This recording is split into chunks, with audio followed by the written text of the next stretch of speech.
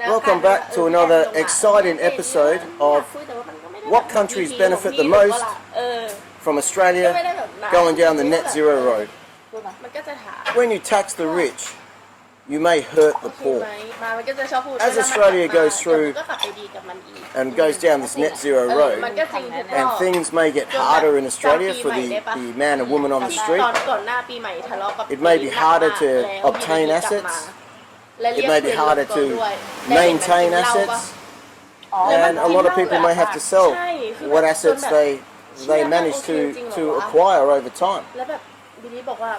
Now, ถามพี่เลนพี่เลยว่าไม่ก็กูก็ไม่ได้อะไรทำไมมันบอกว่าก็ไม่ก็โอเคก็ปกติทั้งที่แบบ as this moves forward, you may hear the word fascism or fascist or socialism or socialist more, and to me it's pretty amusing when you see, if you see protests and they're calling everyone a fascist and things like that. It's pretty funny. I mean, if you look back to where that may come from, and you look back in World War II, and what the outcome of World War II still shapes a lot of what's going on today.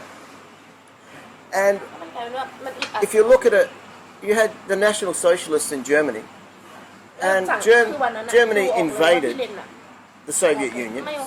Germany was allied with Italy at that time, up to mid-43, and the Mussolini.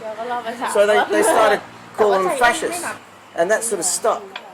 On the same line of that, is that no one was calling the British and American forces in the European theatre, no one was calling them socialists just because they were allied with the Soviet Union. Back in late 2023 or early 2024, the current government put what I consider a very good bill to Parliament. Now the original bill, it was going to do something like give the minister or immigration minister the power to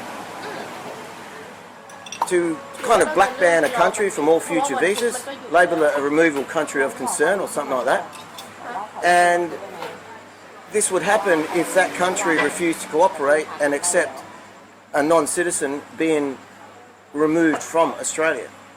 And if that non-citizen in Australia had or was refusing to cooperate with his removal from Australia, face imprisonment and a fine.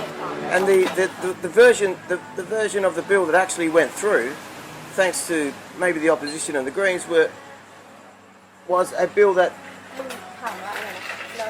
if a non-citizen was to be removed from Australia and that home country refused to take back that citizen, he would go to a third-party country that Australia would pay that third country to take that non-citizen.